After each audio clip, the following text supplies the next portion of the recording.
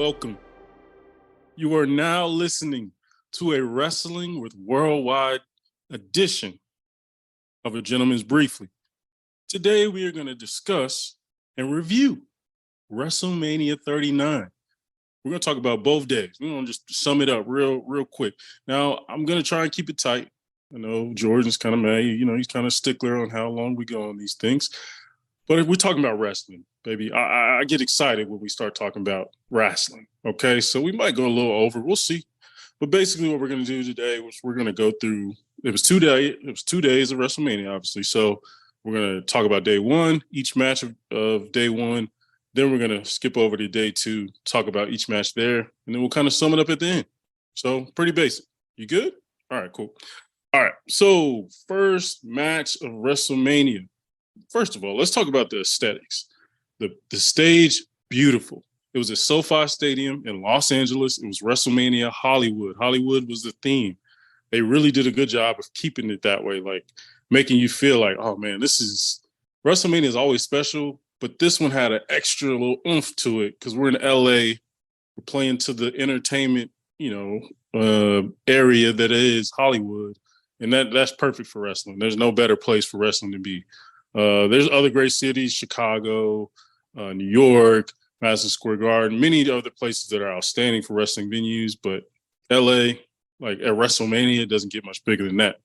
So, speaking of Hollywood, our first match is John Cena versus Austin Theory for the United States Championship. I thought, I'm gonna be honest, I like John Cena, not the biggest fan of him. I know many people who are huge fans of him. He's good. He's outstanding. He's in the Mount Rushmore conversation. He isn't on mine. Just want to make that clear. He isn't on mine. However, he is a GOAT. Like gotta respect what he's done. And speaking of Hollywood, obviously, he's done great things in Hollywood as well. But so he's kind of doing WWE a favor here by even attaching his name to a match, even attaching his name to this WrestleMania. So he kind of did a favor for Austin Theory by participating in this match. The match honestly wasn't great. You can kind of tell Cena wasn't all the way in it. I feel like I've seen Cena, like this isn't the first time Cena has helped a younger guy get over. Like he's done it plenty of times. AJ Styles, Shinsuke Nakamura, plenty of Roman Reigns, Brock Lesnar, like plenty of guys he's helped get over and has allowed them to beat him, right? But the difference between those instances and this match with Austin Theory was, like, today in this match, he seemed like he was kind of phoning it in, right? It was kind of like, all right, let me just get this match over with. He didn't just total sandbag it, but he definitely didn't sell like he usually sells. He definitely didn't. Like, he didn't even do it AA. Like, he didn't even do his finishers. Like, he just did You Can't See Me. Like, that was it.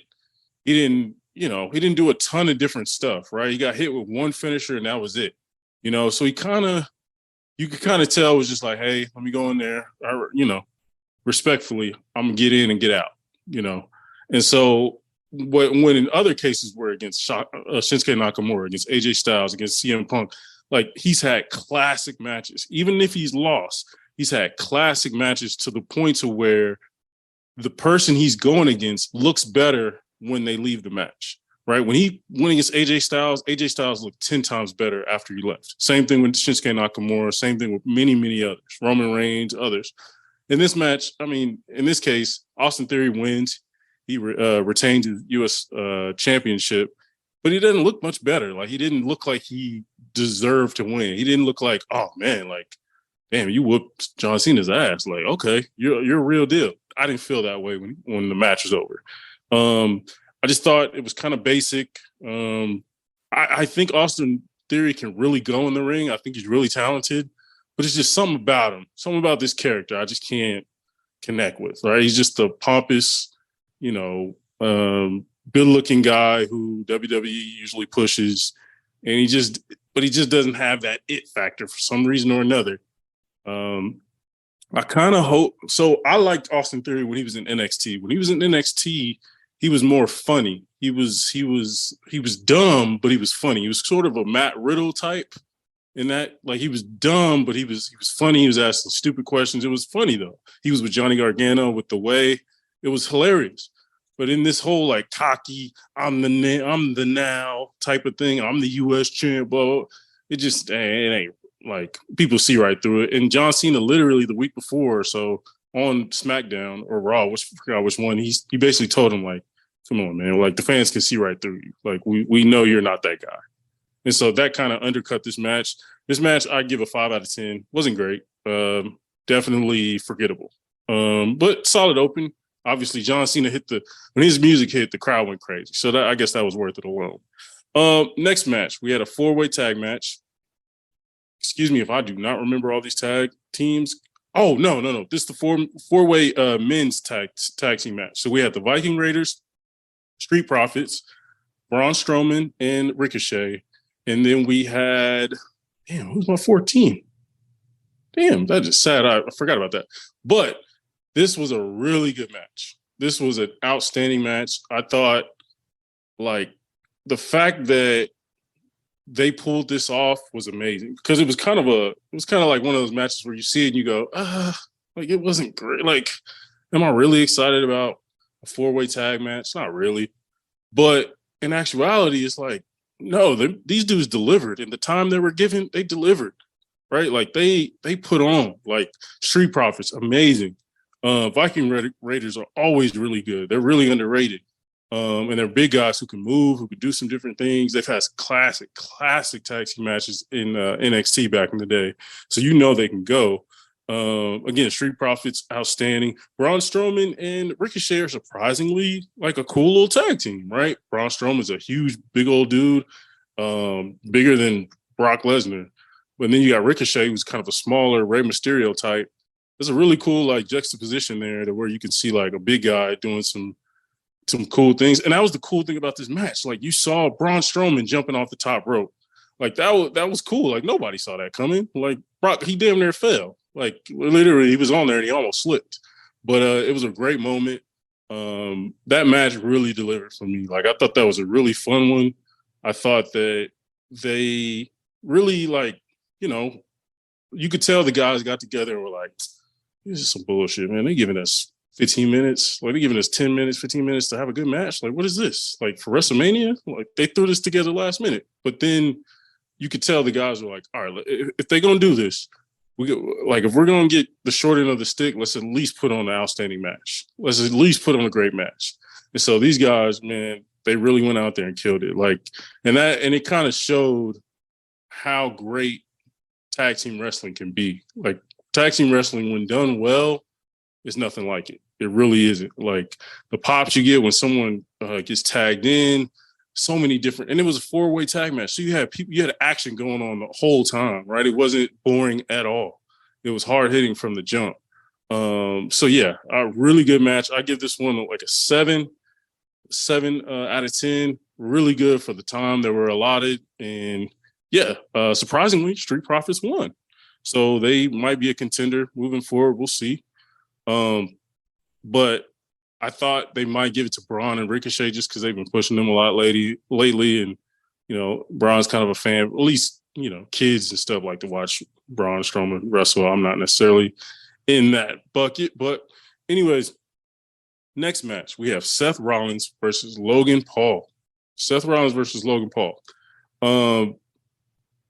So what we have here is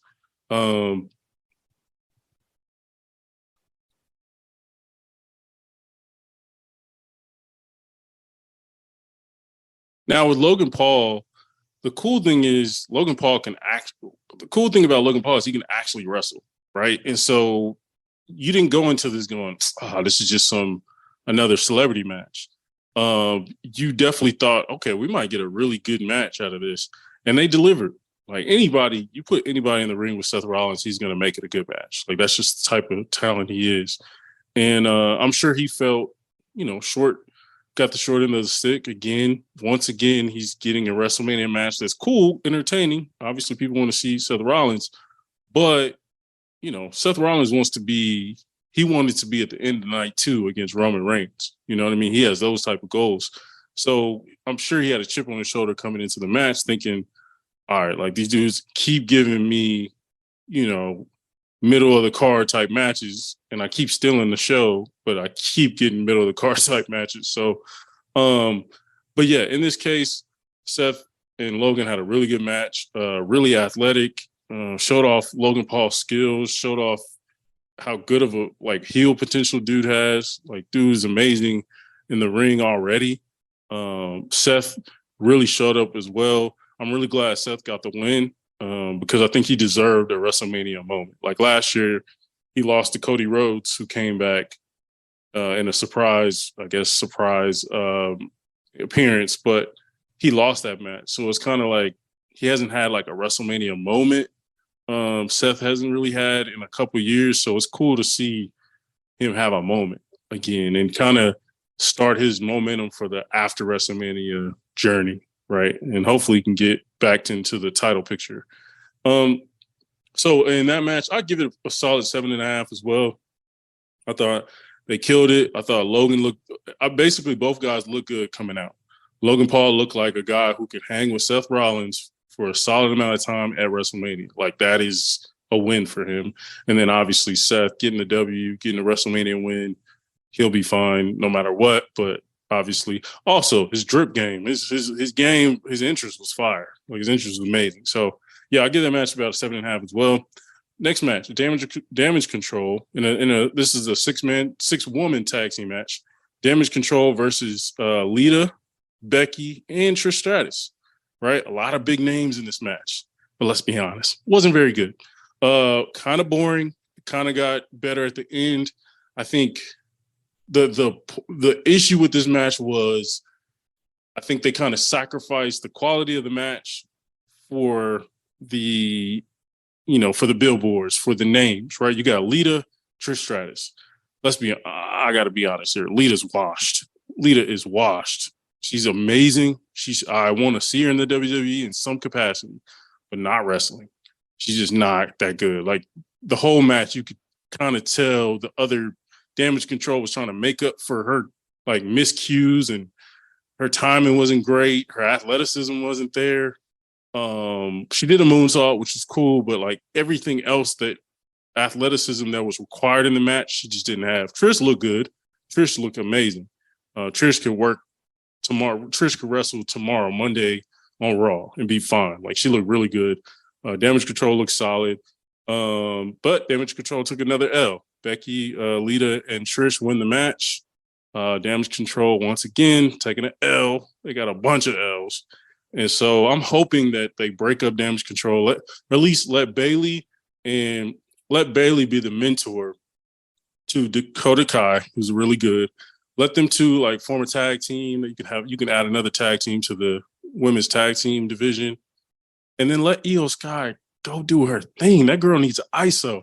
Like, she's amazing. She probably, honestly, pound for pound, she might be the best female wrestler they have in the company. But she's kind of being overshadowed with this whole like Damage Control thing. Like, anytime that woman touches a ring, it's an amazing match. Like, she does everything picture perfect. And I hate to pick at the women's division, but they only got like 4 great wrestlers. And then everybody else is kind of like, I don't know. Like, it's a lot of miscues, a lot of stuff that's like, okay, you're a vet. This shouldn't be happening. It's a lot of that. And their matches are very robotic and it's just not good.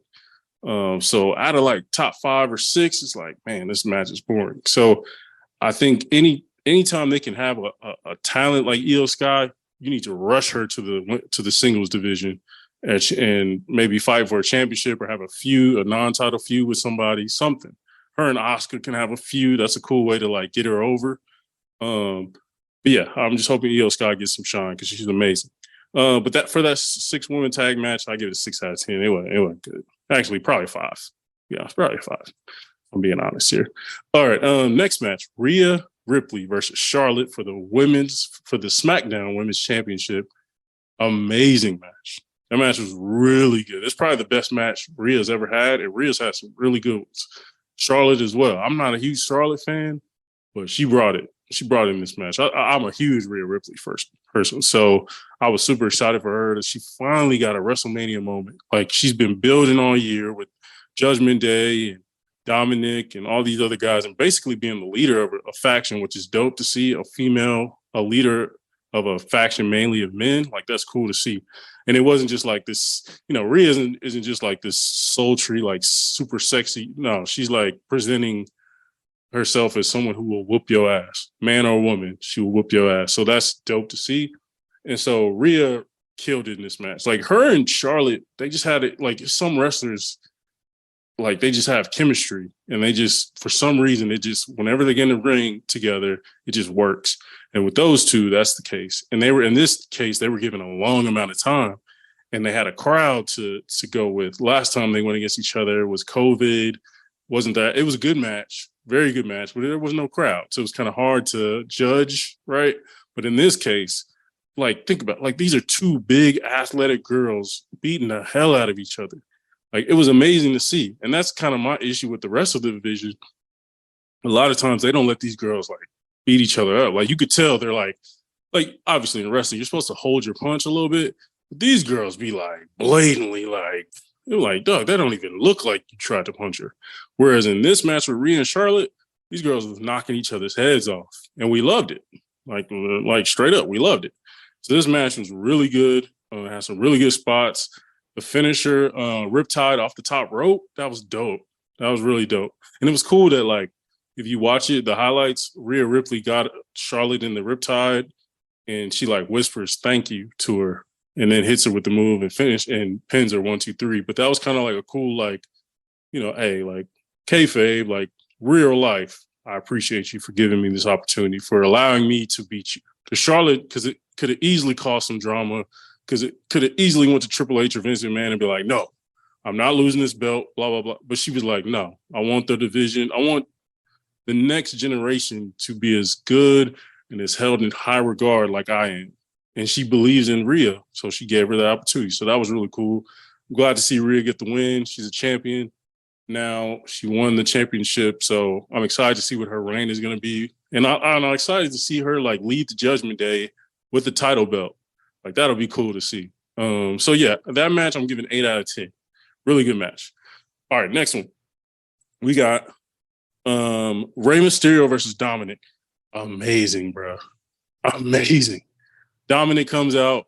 If you know Dominic's story, Dominic Mysterio, he's the son of Rey Mysterio, but he's kind of went against his dad, called his dad a terrible father, and was never there for him as a kid.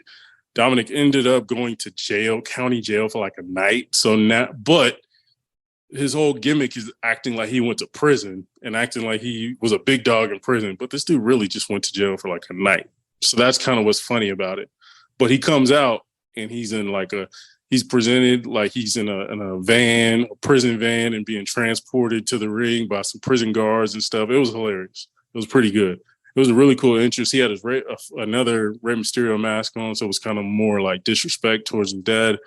But man, Rey's entrance, bro, might be, I'll say it's top 2 entrance of the entire WrestleMania event. So first of all, he comes out to Snoop Dogg, ain't nothing but a G thing, baby. Like comes out, Snoop Dogg is driving a lowrider. Rey Mysterio's in the passenger seat, right? Comes out midway through though, Eddie Guerrero's music hits, bro. I damn near got a tear in my eye. And then you saw Eddie's like video montage in the back on the big like WrestleMania big ass screens. Bro, I haven't heard Eddie's music in so long. I didn't even really thought about that. Like I've seen tribute videos to him and all these different things, highlights of him, but never like really listened to his music back again. And so to hear that hit, bro, it hit the crowd different. It hit them different. And then they cut it, and then they hit the regular 619, booyaka, booyaka, 619, like the regular Rey Mysterio music. And so it was an outstanding entrance, man. Like really cool. And it was cool to see Rey. How many more WrestleManias does Rey have? Who knows? Dude is like 83 years old, but still amazing at wrestling. So he came out. They had a really fun match. Bad Bunny was involved in the match. He helped Rey. Like he didn't like cheat, but he like made sure Dom didn't cheat to beat Ray. So, which was cool to add that element into it. But yeah, Ray comes out with the victory. I thought the match was solid, but I thought the presentation around the match was amazing. Like Dominic, Ray's wife and daughter was sitting next to the ring, and like Dominic was over there talking shit to him, and Dominic's mom slapped him because she was talking crazy. So like everything around the match was amazing. That kind of enhanced it. So to me, this match gets an 8 out of 10. 8 out of 10. Now, the final match of the night of day one, WrestleMania 39, day one. One of the greatest stories in wrestling ever, all time. We had Sami Zayn, the star, the year of Sami Zayn, the superstar of the year. And then we had Kevin Owens as a tag team versus the Usos. This is the Usos, who are now the undisputed tag team champions. So this match is to see who's going to win that. Are the Usos going to retain the titles, or are Sami and KO finally going to win a tag team championship together in WWE? But honestly, the most important thing is, will Sami and KO finish this story, finish this beef they've had with the Bloodline and the Usos specifically? And man, this match delivered, bro. First of all, the entrances, amazing, right? Even the Usos, really cool entrance, right? Oh shit, Daddy wants this. Like their entrance is always fire. Like I listen to that when I work out. Like it hits.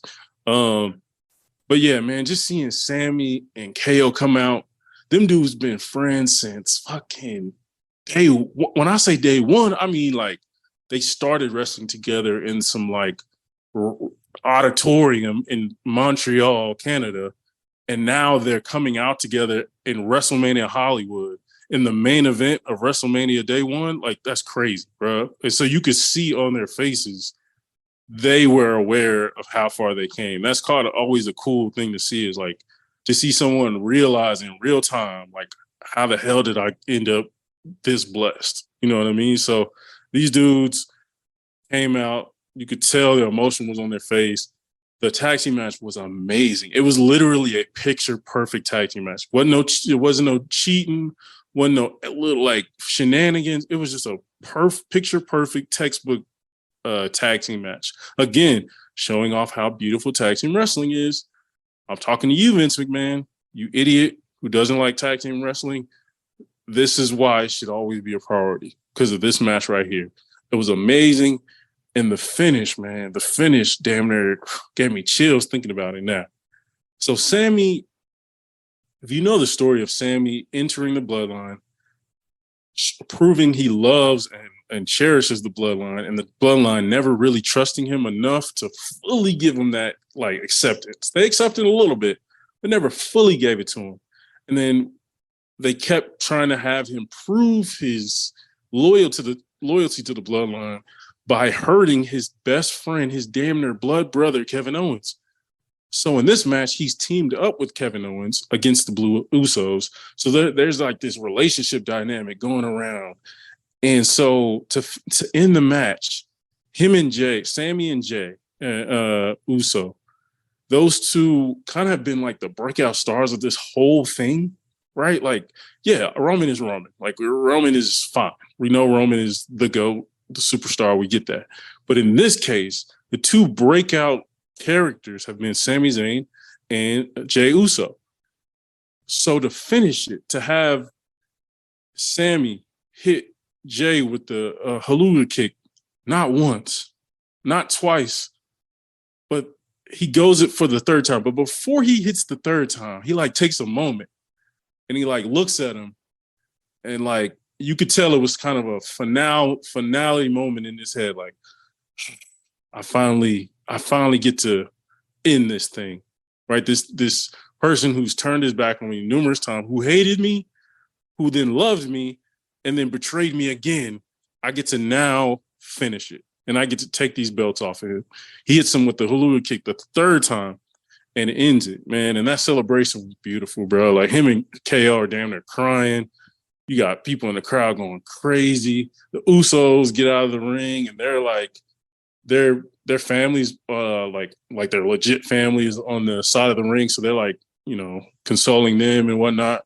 And I heard like after the cameras went off, like the Usos got a standing ovation. They've been champions for 600 something days, bro, like 2 years, 2.5 years or something. Like they're one of the greatest tag teams to ever do it.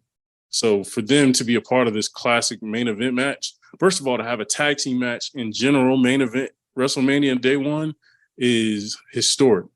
And this match showed why you're able to do it.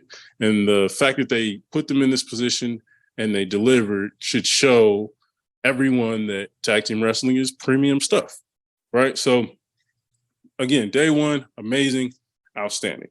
Now, day two, we'll go a little quicker because, not as good. Day one, amazing. Let's talk about day two. Day two, first one, we got Brock Lesnar against Omos. Omos, a big waste of space. Omos is garbage. I'm tired of these people trying to really fight for Omos. Omos is like 7'6". He's a big ass dude. I get it. He's trash in the ring. Garbage. I mean, stiff as hell. And so the only thing interesting about this is because you've never seen Brock be the small guy in a match. So that's the only intrigue to this entire thing. So I'd say they wrestled for about 5-10 minutes maybe. And honestly, it was entertaining. Way more entertaining than I thought it would be. I'm going to be honest. I was not expecting much out of this match. But you kind of got to see Brock Lesnar is underrated. Like, dude is one of the greatest sells in history. Like, when I say sell, meaning if I use a move against Brock Lesnar, if I punch Brock Lesnar and he's like acting like it hurt, that's called selling. And so Brock Lesnar is one of the greatest sellers in history when he wants to be. And so, like, if you go back, watch old Brock Lesnar, like, bro, dude sold better than anybody.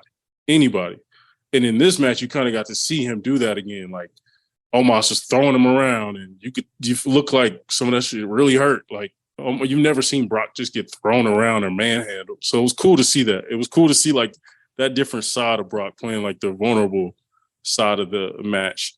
But at the end of the day, Brock hits Omos with the F5. It was really cool to see Brock even get that dude up. Like, Omos is like 400 and some pounds. So to get him up and then be able to do the F5 was super impressive.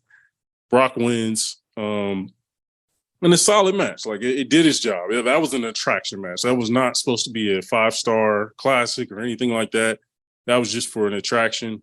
And I guess it did its job. I guess I'd give it a 6 out of 10. Wasn't great.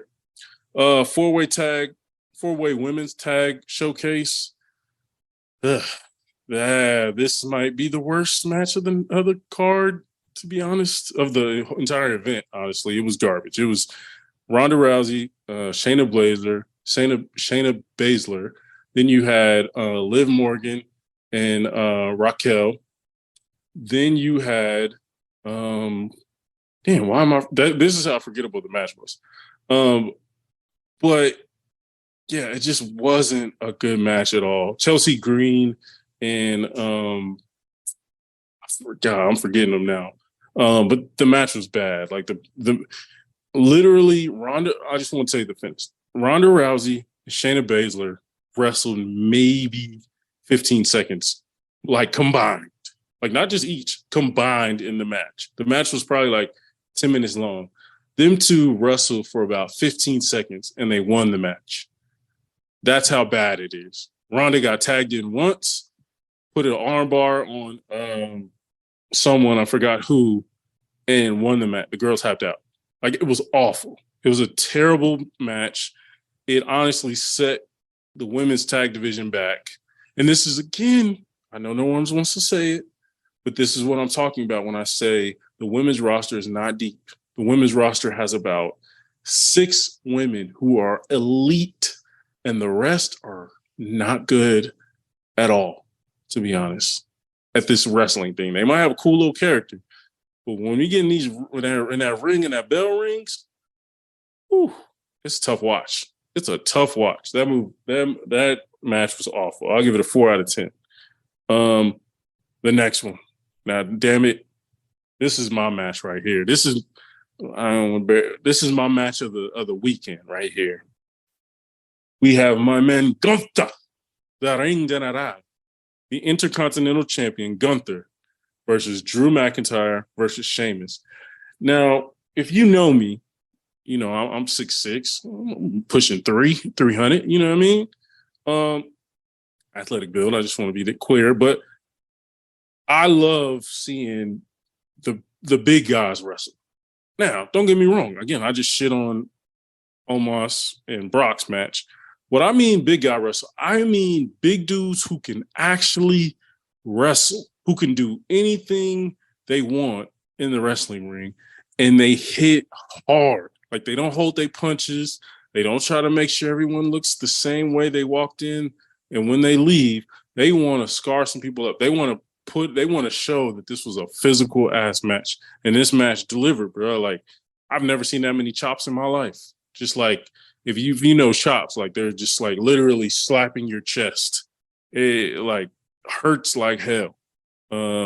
Similar folks that not sure about what that is, think of Ric Flair when he chops somebody, woo, and slaps their chest. But Gunther has the best chop in the game. It's better than Ric Flair's. It's the greatest chop of all time. And Gunther's my favorite wrestler. Like, my favorite wrestler to this right now is Gunther. Again, I spoke about in our last wrestling review, Gunther, if you don't know his gimmick is that I am the Ring General. I am the old school. I am bringing old school wrestling back, right? His gimmick he basically says a lot.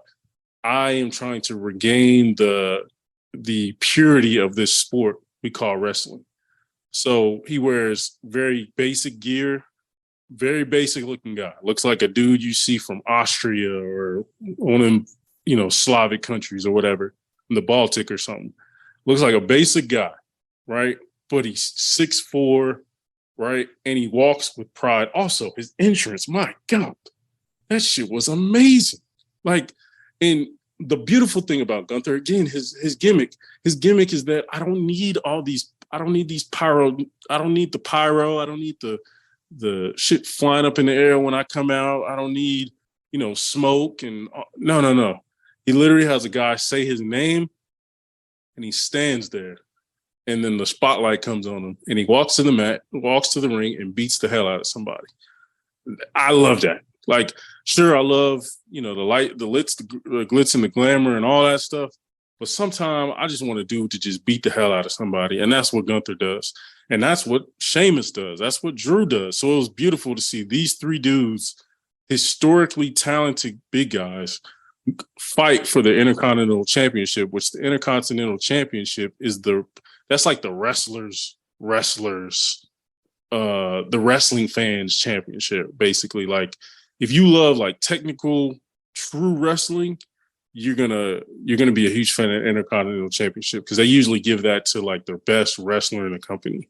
Now, Roman Reigns is amazing. He's the top champ, but like the best wrestler in WWE right now is Gunther, and he has the Intercontinental Championship, and he's actually had it for, I want to say, a year now, and he's approaching the record for how long you can anyone's ever had the Intercontinental Championship. So to sum it all up, Gunther wins. He defeats both of them in an amazing match. Amazing. Like, I want to watch that again. I'll watch that again when I can. Like, I would give this one a 9 out of 10. It was amazing. Just the physicality and just the storytelling. Drew and Sheamus are like best friends going back to like the early 2000s, but they're fighting each other to try and win the championship. But they're also like trying to team together a little bit to beat this unstoppable force that is Gunther. Amazing match. I would suggest, if you can, just Google Gunther, like Google YouTube Gunther, and he's an amazing wrestler. And everything he does matters. His finishing move is a power bomb, very basic, but trust me, when you see it, you'll be like, damn, golly, like, it looks like it hurts.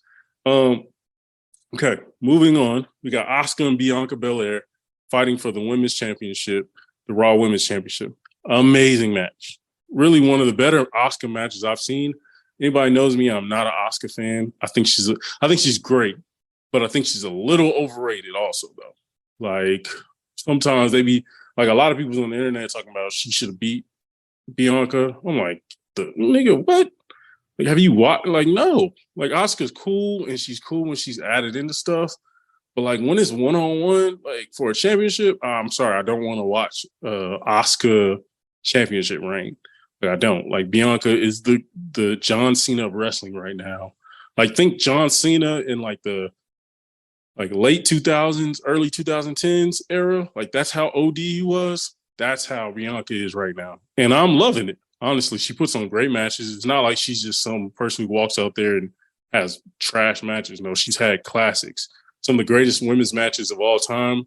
A lot of them include Bianca. The one last year, WrestleMania, with her and Becky, one of the greatest women's matches ever. Right, her and Sasha Banks the year before, another classic match. Right, the girl puts in bangers. So I'm glad to see her win. Oscar's cool, but she's just not like that for me. So I'm glad to see Bianca have the title. And honestly, I would love to see Bianca versus Rhea Ripley. Like that's a dream match to me because they know each other. They used to fight each other back in NXT, so they got mad history. So I'm looking forward to that if that comes down the line. Next, we had Edge versus Finn Balor. Won't spend too much time on this. Cool little match. I was a little pissed that Edge didn't come out to the Brood music. He came out to his regular music, which I was like, I'm kind of over that. I would have loved if he hit that Brood. I'm telling you, go look up the Brood, WWE, the Brood, on Spotify or Apple Music, whatever you have. Shit slaps, bro. Shit slaps. But yeah, him and Finn Balor had a cool little match. Finn Balor actually like legit got his head busted open, so they had to like stop the match, which kind of threw off the momentum of the match. So I kind of got a docket a little bit of points there. It was in the Hell in a Cell, so they did a solid job, but it wasn't anything groundbreaking. But it did its job. I'll give it about 6.5. Oh, Bianca Belair and Oscar, I'll give it 7.5. I'd give it more of an 8, Bianca and Oscar, but I kind of wished, again, I'm not an Oscar fan, but like to beat Oscar, Bianca hit her with the KOD, which is her finisher, and only hit her with it once. Like I kind of wanted to see her hit her once, try to pin her. Oscar kicks out, she got to do it again, and then maybe finish it. But just to do it once, it was kind of like, all right, Oscar's supposed to be this great person, some big time wrestler, but she gets hit with the KOD once and it's done. I don't know. I don't even think Becky went out with just one KOD. So, yeah, but I'll give that a 7.5. Edge versus Finn Balor, I give it 6.5. And then our finale, last match of the event, Cody Rhodes versus the Tribal Chief, Roman Reigns. I thought this match was amazing. First, we got to start with the entrances. The entrances were amazing. Like the way these guys came out, Cody came out, his music is amazing. Like his music is like a classic good guy wrestler's music. He has some words that like the whole crowd can say at one time, which is really cool, kind of gives you goosebumps. He came in, like he rose up to the stage. It was really cool. Had some cool little gear. Like it was cool. But man, Roman's entrance, bro. Like he had 5 pianos and 5 different piano players playing like the intro to his music. And it was like very like menacing. But definitely big like final boss vibes. And then he walks out, his music hits. And Roman gonna take 30 minutes to get to the ring, bro. That nigga takes his sweet time to get to the ring. It just like he's the GOAT. He can do that. But yeah, it just like his whole entrance just had a swag about it. That's what I love about Roman the most. Like back in the day, Roman was just like this very like cookie cutter. Like, he's like, you could tell he wanted to be the big dog and bad guy, but you just didn't believe it. But now, like his swag is crazy. Like how dismissive he is of just like the crowd and Cody himself is crazy. But yeah, he walked to the ring, hella swag. You just thought like, okay, if you're playing a video game and this dude walks in and you get to the last level and this dude walks out, yeah, like you're gonna like, damn, like how the hell am I supposed to win? I felt like that's how Cody probably felt.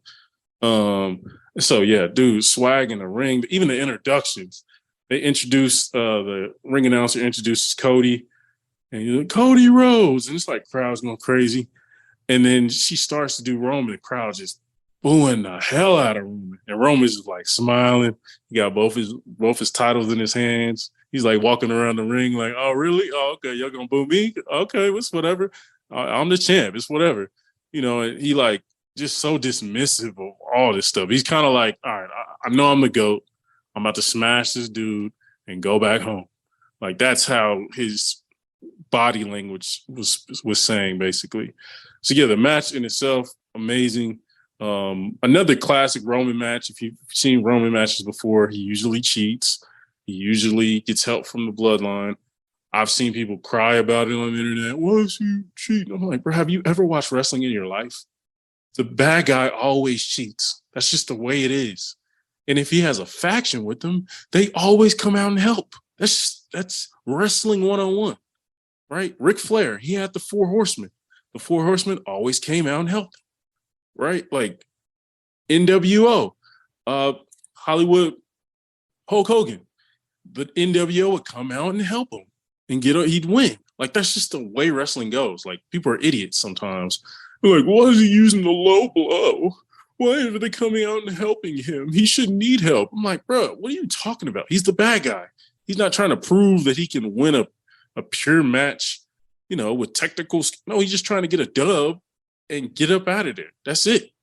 Right. And he did that. Like the cool thing was, they're going at it. It's a really good match back and forth. And the Usos come out and they start helping Roman. The classic ref gets hit accidentally and falls, basically dies.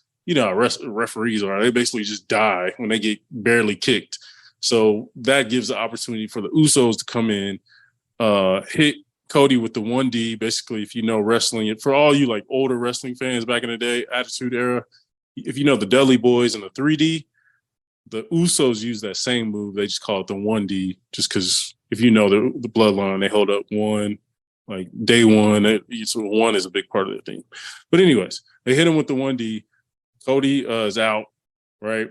Roman thinks he got it. He's like, bet, I got another win.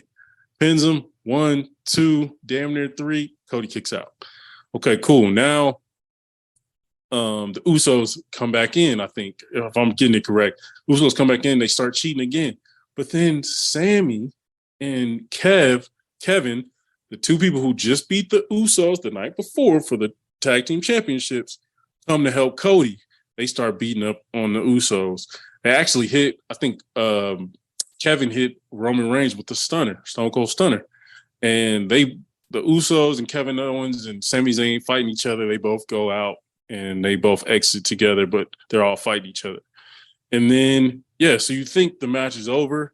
Also, by the way, Solo Sikoa came out with Roman. He kind of started cheating as well. The ref saw it, though, kicked him out. But then, at the end of the match, you think, so Cody Rhodes finally gets the advantage on Roman. Hits him with the Cody Cutter. Hits him with his finishing move twice. And then is about to hit him that third time because he's like, it's Roman Reigns. I can't just hit him with once. I can't hit him with this once or twice. I got to hit him one more time, and I think I got it. But on that third time, Solo comes in, like has like a hoodie on.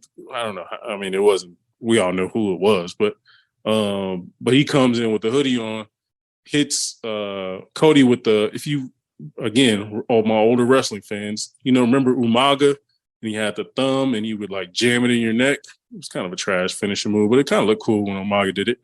Solo does it. Solo's related to Umaga, paying homage to him. Anyways, he does it, hits Cody with it. I want to say Roman did something else to Cody and then pinned him, or just pinned him right after that, wins, and Cody loses, which was a surprise to a lot of people. I ain't gonna lie, it was a surprise to me. I thought this was the match. I thought this was the event where we end the Roman Reigns era. But damn it, I may be in the minority here. I'm kind of happy. I think this is the greatest title reign of all time. It is included the greatest storyline of all time in the Bloodline, and Sami Zayn, and then Kevin Owens and all that involved. So I'm not mad at him winning. It kind of did feel like we hyped up and kind of gave a lot of stuff to Cody with no adversity So, he won the Royal Rumble, folks. Like he beat Seth Rollins, I want to say 3 times. Didn't lose to him once. Tears his pectoral tendon or something with his pec. Comes back, wins the Royal Rumble, and then loses in WrestleMania. It's kind of like, I don't know, bro. And maybe, again, I trust Triple H, but I'm also scared because Vince McMahon is back in action. So he could mess all this up, right? He could fumble the bag big time. And I feel like Vince is the type of dude to be like, I'm racking in money. Like, WWE is as hot as it's ever been. Why would I take the title off of my biggest cash cow, which is Roman Reigns? So I'm a little worried about that. But overall, I thought it was a great finish. Thought it was maybe the right move. We'll see. I think Cody's fine. I don't think he's buried from now on. I think he'll be fine. He actually had some adversity now, and he has to come back. So that'll be interesting to see. But overall, man, day 1, amazing. Day 2, pretty good. Pretty good. Actually, I didn't even mention Shane McMahon coming back and tearing his damn quad trying to wrestle The Miz in the middle of the match. Shane comes out, tears his quad, can't wrestle. Thankfully, Snoop Dogg kind of improvises, smacks The Miz, and then does the most unathletic people's elbow I've ever seen in my life. It was like a dead body. It was like a zombie running and trying to do the people's elbow. It was like, I thought Snoop was athletic, but Jesus, that was bad. But anyways, it was funny, so it kind of made up for the segment and how awkward it was to see Shane just hurt himself like 10 seconds into a match. But overall, great WrestleMania. Like, very memorable. I thought last year was amazing. Last year, we had Stone Cold Steve Austin came back, right? Like, we had some amazing matches last year. But this one, I'm giving the cake on this one. Like, I'm giving, first of all, this is Gunther's first WrestleMania, so I'm going to give that points. Charlotte and Rhea delivered way better than I thought it would. I give it points there. The Cody Roman match smacked way better than the Roman Reigns Brock Lesnar match last year at WrestleMania. Obviously the Sammy and KO versus Usos, amazing, right? That story finally gets to end on a great note. And yeah, I just thought overall it was just a better WrestleMania. And I honestly think historically we will look back on this WrestleMania 39 as a top 5 WrestleMania of all time. There's been 39 of them. So that's extremely high praise. Extremely high praise. But yeah, folks, great WrestleMania. I hope you guys got to see it. If not, I hope you got to check out the highlights and everything. But yeah, again, hit me up. My Twitter is @WorldwideWillis. I'm in the Facebook group. If you got any questions or thoughts on WrestleMania or wrestling in general, hit me up. A couple folks have done that on the Facebook group.